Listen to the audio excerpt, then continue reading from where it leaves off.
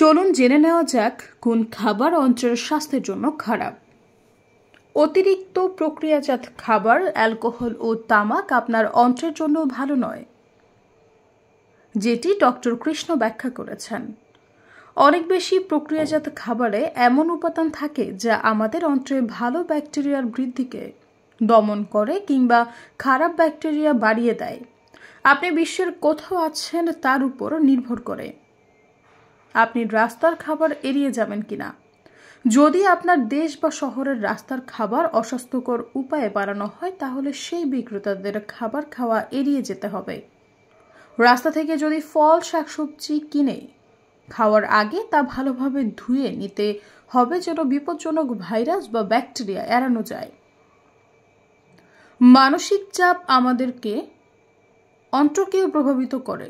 এই চাপ থেকে অ্যাসিড রিফ্লেক্স, সহজ ভাষায় পেটে গ্যাস হওয়া এবং আলসারেশন বা পেটে জ্বালাপোড়া বাড়াতে পারে।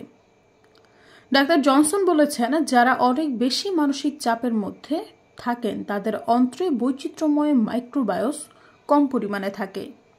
সৈয়দা ফারিয়া, সমযোগ।